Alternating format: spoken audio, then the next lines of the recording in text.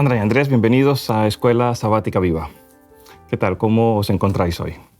Muy bien, muy bien. Ansiosa por tocar este tema, que creo que es importante. Esto es una lección, Gabriel, que me motiva enormemente a no solamente presentar la descripción de los diferentes engaños, sino tratar con la Biblia. Qué gusto estar con vosotros dos de nuevo. Muy bien, muy bien. Saben que esta semana vamos a estar estudiando un tema que sin duda es muy importante para la vida del cristiano, porque el título de la lección es Los engaños del tiempo del fin. Y quiero comenzar compartiéndoles un texto bíblico que encontramos en el libro de Segunda de Corintios, el capítulo 11, los versículos 14 y 15. Y dice así: y esto no es sorprendente, porque el mismo Satanás se disfraza de ángel de luz. Así que no es extraño si también sus ministros se disfrazan de ministros de justicia, cuyo fin será conforme a sus obras. Satanás disfrazado de ángel de luz.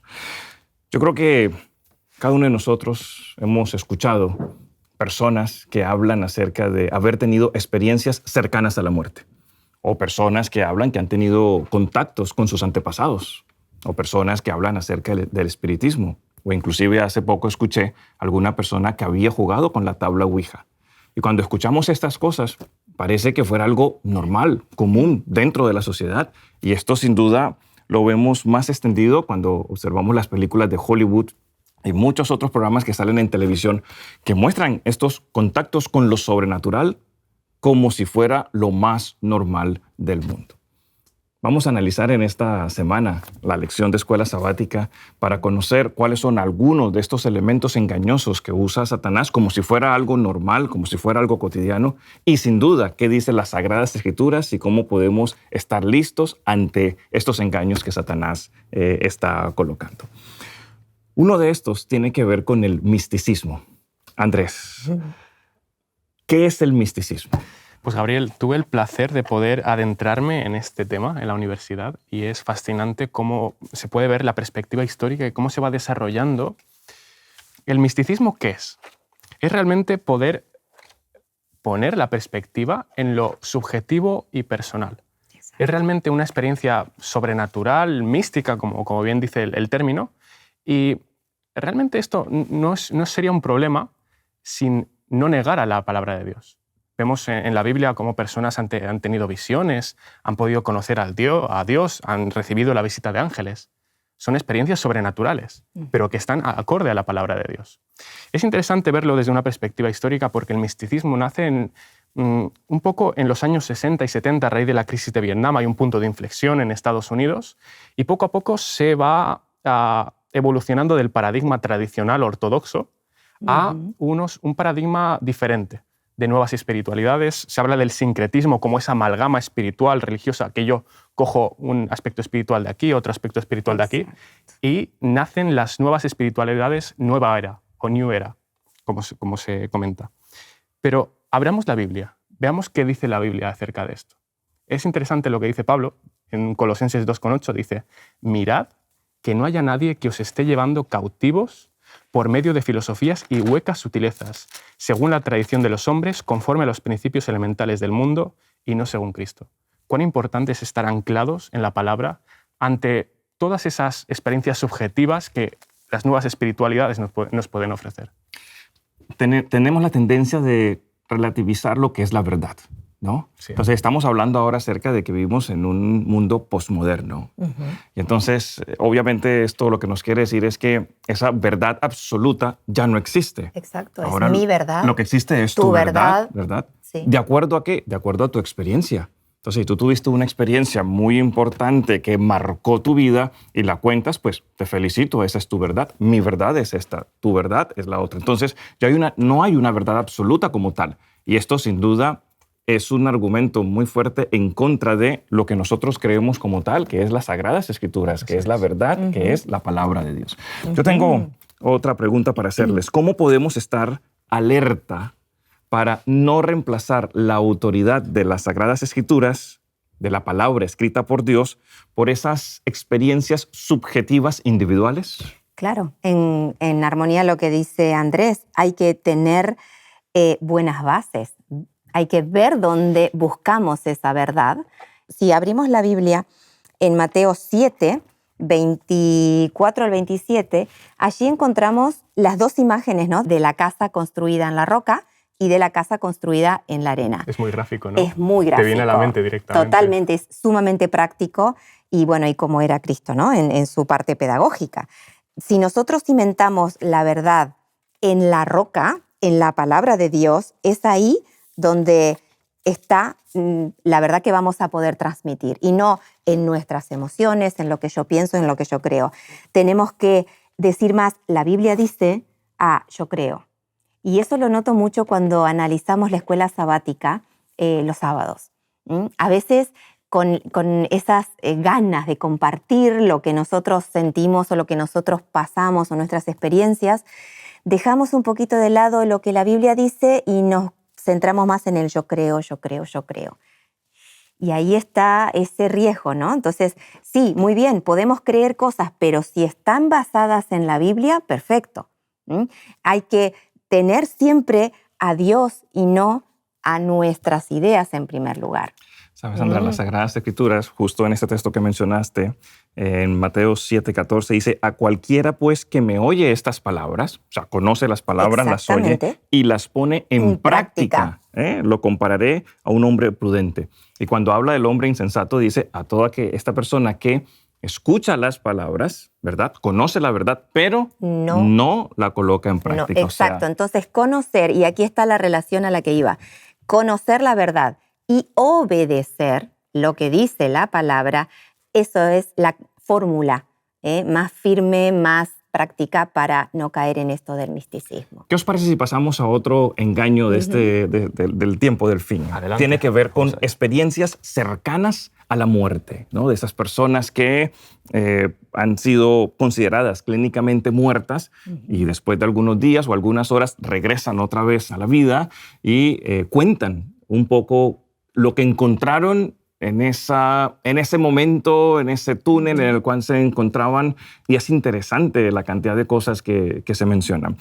Andrés, ¿por qué las experiencias cercanas a la muerte se usan como argumentos para la teoría de la inmortalidad? Pues mira, Gabriel, te voy a responder... La inmortalidad del alma, disculpa. Sí. Eso, muy bien. Bien puntualizado. Pues te voy a responder con una historia muy conocida en las redes sociales. Es un vídeo de YouTube que se puede encontrar perfectamente, en el que una neurocientífica estadounidense llamada Jill Bolte Taylor habla en una charla TED que tiene 8 millones de visitas. Imaginaos la cantidad de gente que ha escuchado esta historia de esta mujer. Y ella comenta su experiencia al tener una hemorragia cerebral. Ella un día estaba yendo hacia el trabajo y de repente siente como que algo es extraño, ¿no?, en su cerebro, porque no se procesa bien la información, percibe cosas que no son, no puede ni leer los números del teléfono móvil que tenía. Entonces ella relata cómo una persona que ha estudiado el cerebro toda su vida sabe perfectamente lo que le está pasando en el cerebro mientras tiene ese ataque cerebral. Ella comenta cómo llega a la ambulancia ya después de varias horas y tiene una experiencia sobrenatural cercana a la muerte. Ella, en palabras textuales, dice: «Soy un ser de energía conectado al entorno de energía que está a mi alrededor». Y dice en un momento dado, cuando estaba en la ambulancia, cómo el espíritu parecía que se expandía y se elevaba y se separaba del cuerpo y podía ver un mundo de energía y experimentaba lo que se llama el nirvana. Yo saco mis conclusiones de esta experiencia y no niego lo que esta mujer ha vivido, pero podemos sacar las conclusiones de que ella menciona conceptos de las nuevas espiritualidades nueva era y también se afirma un concepto de la persona dualista, alma-cuerpo. Por lo tanto, ¿cómo saber yo si esta persona está diciendo la verdad o está simplemente, podemos decir, delirando doctrinalmente? Dice la Biblia en Mateo 7:16, «Por sus frutos los conoceréis». Y una versión de Isaías 8:20, el famoso versículo «a la ley y al testimonio», ¿no? Hay otra versión que me gusta mucho, dice: «Mirad las instrucciones y las enseñanzas de Dios. Aquellos que contradigan su palabra están en la oscuridad». Así es, Andrés, lo has mencionado muy bien. Muchos de estos testimonios, ¿no?, que recoge la misma ciencia tienen que ver con esto, con el dualismo. Entonces, ahí ya sabemos que es un engaño del enemigo, porque la Biblia no habla de este tipo de dualismo. Ya lo hemos analizado durante todo este trimestre, ¿no? Así que si se opone a la palabra de Dios, no es de Dios. Hablando de la palabra de Dios, de lo que dice la palabra de Dios, tengo otra pregunta para vosotros con respecto a esto, de las experiencias cercanas a la muerte. O sea, ¿qué dice la Biblia con respecto a esto? En la Biblia hay varios relatos de la resurrección. Nos encontramos, ¿verdad? Sí. Como los del hijo de la viuda de Sarepta, el hijo de la Sunamita, la hija de Jairo, el hijo de la viuda de Naín y Lázaro, por ejemplo. Andrés y Sandra, ¿cuántos de ellos tuvieron algún tipo de existencia cercana a la muerte? Pues no hay registro. ¿De experiencia cercana a la muerte? No hay registro, y a mí me llama la atención porque todas estas historias están relatadas con bastante detalle. Y no hay registro de que al despertar, al resucitar, hayan tenido algún tipo de experiencia. Y yo me centro en la hija de Jairo, una niña de 12 años. Si vive algo que realmente es diferente a sus experiencias normales, un niño que vive algo diferente lo cuenta. Dicen que los locos y los niños siempre dicen la verdad. Entonces, yo me imagino a esa niña al despertar, si hubiese tenido alguna experiencia consciente en ese lapso de muerte, lo hubiese dicho. Este silencio que hay con respecto a qué pasó después que murieron y hasta que resucitaron es muy coherente con lo que dice Cristo, ¿no? Que es un sueño profundo. Hay silencio. Entre la muerte y la resurrección no hay nada. Hubiera sido entendible si creyésemos en la teoría de la inmortalidad del alma, que hubieran dicho que estos niños murieron, se encontraron con Dios en el cielo, hablaron con Dios, claro, tuvieron una conversación bonita del futuro, de sus padres. No cuentan absolutamente nada. Nada, no hay ningún registro. No hay, ¿por qué razón? Por lo que tú decías, por lo que la Biblia menciona que cuando una persona muere, descansa, es un sueño, no tiene conciencia, y encontramos estos argumentos en la Biblia. Los muertos nada saben, como dice Eclesiastés 9:5. Así es, muy bien. Bien. Si quieren, vamos a otro engaño de los que encontramos hoy en nuestra sociedad, y tiene que ver, este engaño apoya sin duda la teoría de la inmortalidad del alma, y es en cuanto a la reencarnación. Es un tema que en otras lecciones hemos tocado, ¿verdad? Es un tema que se conoce bastante bien, que es practicado por diferentes religiones mundiales. Y quiero hacerles la siguiente pregunta. ¿Cómo la teoría de la reencarnación contradice las enseñanzas bíblicas de la mortalidad del alma entre paréntesis, y la resurrección del cuerpo? Pues, Gabriel, permíteme hacer un marco referencial para poder saber, describir lo que es la reencarnación. Desde un punto de vista hinduista, el hinduismo define la reencarnación como un ciclo de vida, ¿no? La persona nace, la persona muere, y en el momento en el que muere se da un momento de karma, ese balance de acciones positivas y negativas. Si el balance es positivo, la persona se reencarna en una forma superior, y si el balance es negativo, en una forma inferior. Pero es interesante porque se define un proceso semejante a la santificación cristiana, porque el karma, reencarnarse en formas superiores, llevaría a ser parte de un paraíso, podríamos decir, como lo ven los hinduistas, aunque no realmente es un paraíso, ya nos lo explicarás, Gabriel. Pero realmente, ¿es cristiano? ¿No es cristiano? Y la Biblia responde.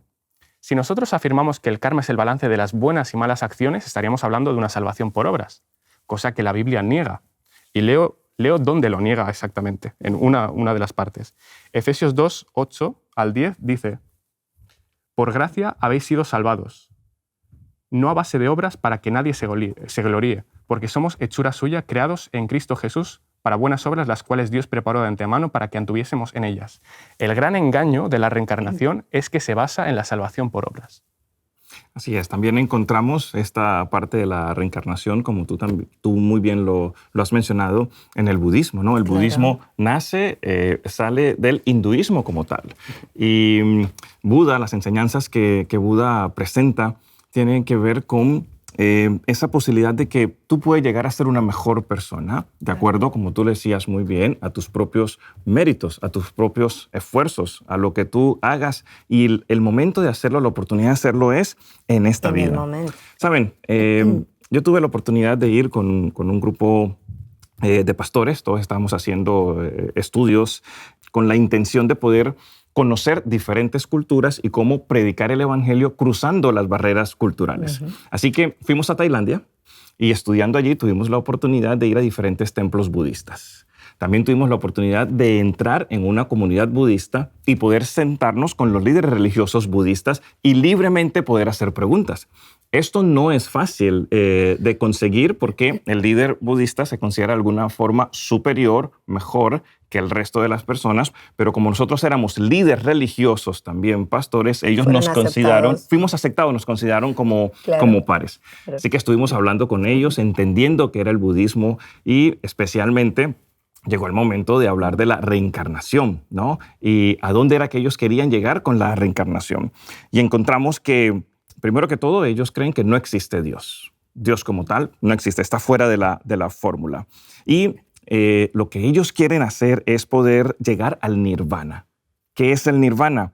Es un estado de la mente donde no hay sufrimiento, donde tú controlas tus emociones, donde si tomabas café ya sabes que te hace mal, no lo haces más, donde si bebías alcohol ya no lo haces más, donde controlas tus emociones en el sentido de que nada te pone muy alegre, que no puede ser bueno para ti, ni tampoco te entristezca tanto por cosas que te pasan en la vida. Entonces llegas a ese estado mental, neutro, tranquilo. Eso es llegar al nirvana. Pero para poderlo lograr, tienes que pasar varias reencarnaciones, una, dos y tres. Sí. Y le preguntamos, ¿y cómo sabes finalmente cuándo llegas? Y dice, cada persona sabe en el momento en que finalmente ha podido llegar a ese nirvana. Gabriel, permíteme hacer un apunte que me parece alarmante o preocupante. La empresa Pew Research Center estadounidense hizo una encuesta en 2009 y vio que un 25% de todos los cristianos encuestados, de alguna manera u otra, creían en la reencarnación. Cómo este engaño se está metiendo en el mundo cristiano nos puede hacer distorsionar un poco la verdad bíblica. Y yo he escuchado hasta en bromas, ¿no? Dice, yo en otra vida era tal cosa, o en la siguiente vida quiero ser tal cosa. Y de boca de los cristianos. Entonces, hasta ni en broma, meter esta cizaña, este poquito de engaño que tal vez no lo creemos, sí, pero que el enemigo aprovecha como una ventanita, ¿no? Y aparte es mucho más cómodo en cuanto a la responsabilidad que tenemos hoy de decidir por nuestro destino eterno, de ser responsables de nuestras decisiones, porque total, en otra vida, bueno, en la siguiente vida decido cambiar. 2, 3 vidas más y ya voy a ser una buena persona, pero le quita responsabilidad al hoy y a lo que yo tengo que mejorar hoy con la ayuda de Dios. Eso Esa era una de las enseñanzas de la parábola del rico y Lázaro. Claro. La vida presente determina mi destino final y eterno. Así es. Claro. Pasamos a otro engaño que encontramos en la cultura, ¿verdad? Y tiene que ver con la nigromancia. No hay tiempo para una anécdota, ¿no? No es una anécdota, es una investigación. No, dale, adelante, claro que cortita, sí. Porque estuve leyendo sobre científicos, cómo los científicos están tan abocados a este estudio. Hay un científico canadiense, Ian Stevenson, que está estudiando más de 3.000 casos de niños que afirman que han sido reencarnados. Y entonces hay un caso que me llamó mucho la atención porque apareció también en el diario La Nación, en Argentina, de las gemelas Pollock. No sé si lo han escuchado. Estas chicas han tenido un accidente, 2 hermanitas, no eran gemelas, eran de 6 y 10 años y 11, murieron atropelladas por un coche y la familia se trasladó, se mudó de lugar, de ciudad, para dejar atrás esa tragedia. Y el matrimonio tiene 2 hijas más. La mujer queda embarazada de gemelas. Y cada una de estas gemelas afirma, porque a medida que iban creciendo, iban adoptando características y comportamientos de una de las hermanas. O sea, una de las gemelas tomó supuestamente el alma de la de 6 y otra el alma de la de 11. Y registra diálogos entre estas gemelas, hablando del accidente, de la sangre, de los coches, de cosas que ellas no habían visualizado nunca ni nada. O sea que el enemigo está hasta en los científicos que recogen todos estos datos, ¿no? Se me han puesto los pelos de punta. Y es muy alarmante porque la gente lo cree. Y dice este científico que hasta los 5 años el reencarnado tiene memoria. Ya después de los 5 años ya no. Entonces, ¿cómo está estudiado este tema y qué abarcante que es? Porque está en los diarios, en los medios de comunicación, en la ciencia, en la cultura popular, en todos lados. Sí, ¿no? lo tenemos tal cual. Es una presente. creencia. Sí. Correcto. Sí. Muchas gracias, Sandra, por contar esa experiencia muy importante para entender también por qué la gente cree estas cosas. Sí, sí. Hablemos entonces de la nigromancia, que es esa forma de convocar a los supuestos espíritus activos de los muertos para poder adquirir conocimiento, hacerles preguntas, ¿no? de qué es lo que está pasando allí y también cosas que quedaron sin solucionar y que nos puedan contar. Andrés, Saúl consultó a la adivina de Endor, pero ¿qué dice la Biblia con respecto a consultar a los adivinos y a los muertos? Pues, Gabriel, os voy a hacer una recomendación personal.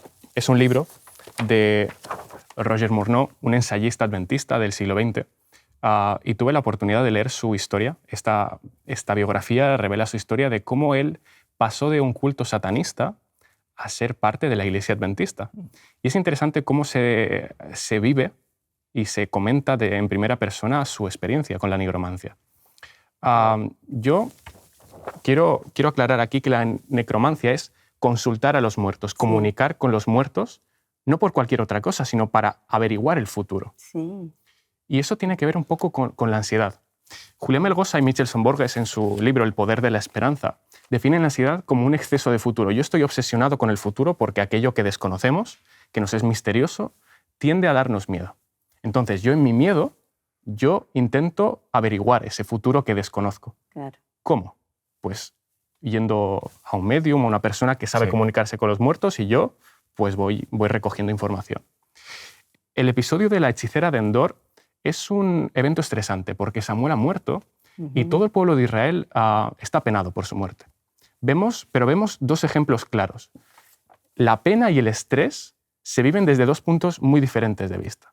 En primer lugar, vemos a Saúl cómo acude a Satanás, cómo acude a esa hechicera para averiguar el futuro, porque siente que Dios está muy lejos y realmente si te alejas de Dios, pues no puedes llegar a ningún punto bueno en la vida. Pero vemos un personaje diferente, que es David. En Salmos 121:1 dice el famoso versículo: «Alzo mis ojos a los montes, ¿de dónde vendrá mi socorro?». En otras palabras, yo estoy estresado. ¿Qué va a ser de mí ahora que mi mentor, mi referente Samuel ha muerto? Pero a pesar del estrés, a pesar de mi ansiedad, yo decido agarrarme de Jesús. Y es interesante porque la ansiedad puede ser un punto de inflexión en el que yo puedo decidir o agarrarme a Satanás o agarrarme a Dios. Muy bien, Andrés, muy bien. ¿De dónde vendrá mi socorro? Mi socorro viene de Jehová, que hizo los cielos y la tierra. Amén, Pero amén. qué categórico que es Dios, ¿no? Y que era en el pueblo de Israel, porque en Deuteronomio 18, del 9 al 14, vemos que los detalla a cada uno. Dice: «No se ha hallado en ti quien haga pasar a su hijo o a su hija por fuego, ni quien practique adivinación, ni agorero, ni sortílego, ni hechicero, ni encantador, ni adivino, ni mago, ni quien consulte a los muertos, porque es abominable para Jehová». Jehová es clarísimo, tolerancia cero a estas ventanitas en donde el diablo puede hacer mucho daño. Todos estos son engaños que Satanás nos coloca, le coloca a la cultura, por medio de la cultura, a todo el mundo. Y son cosas que nosotros debemos estar a la expectativa. Entonces, encontramos misticismo, las experiencias cercanas a la muerte, la reencarnación, la nigromancia, el culto ante los antepasados. Como conclusión, ¿cómo podemos nosotros protegernos ante estos engaños de Satanás? Pues tenemos un asesor de imagen cristiano. Porque como ya hemos hablado de la armadura del cristiano, lo que encontramos en Efesios 6, yo a Pablo lo tengo como mi asesor de imagen. Amén. Acá el maquillaje y todo lo que está en el estudio está muy bueno, pero déjenme con mi asesor porque realmente él nos da el look, el outfit que necesitamos para enfrentar todo esto. Todas las armas espirituales, porque esto es una batalla espiritual. Aunque algunas, aparte de ser espirituales, son concretas, porque las tenemos que llevar y usar. Claro. Pero estas armas, ¿no? La armadura del cristiano, tiene que ver con la fortaleza que el Señor nos da para resistir a todos estos engaños. No es que tenemos que vestirnos de soldados y ir al ataque. No, esto es para ser fuertes, para estar del lado correcto de esta batalla. ¿Luchamos? Sí, luchamos, pero contra nuestro yo. Vestidos así, luchamos contra nuestro propio yo. Y esa es una batalla, claro que sí, es la batalla de la fe. Pero las armas estas nos permiten estar firmes, que no caigamos en el combate, que no seamos una de las bajas del combate. Así es. Y nosotros debemos vestir esa armadura que Dios nos ha colocado y por eso la describen las Sagradas Escrituras, porque nos ayudará en contra de los engaños que podemos recibir de Satanás. Andrés y Sandra, ¿os parece bien si cerramos con una oración, sobre todo pidiéndole al Señor que nos proteja en contra de todos estos engaños que encontramos en el mundo? ¿Os parece bien? Vamos allá. Padre nuestro que estás en los cielos, reconocemos todos estos engaños que existen, Señor, el misticismo, la reencarnación, el espiritismo, la intención de hablar con los muertos, pero te pedimos, Señor, que tú nos protejas, que nos cuides, que podamos tener la armadura tuya, Señor, y salir vencedores ante las acechanzas del diablo. Gracias por tu protección y por tu amor, en el nombre de Cristo Jesús. Amén. Amén. Amén. Muchas gracias, Andrés y Sandra. Que el Señor os bendiga. Hasta la próxima. Hasta la próxima. Nos vemos la próxima semana. Te invitamos a tener una experiencia más allá del sábado, convirtiendo tu unidad de acción en una iglesia hogar, en donde la Biblia, la oración intercesora, la fraternidad y la testificación sean vuestro estilo de vida. Así experimentaremos un poder renovador en la iglesia y en el cumplimiento de la misión.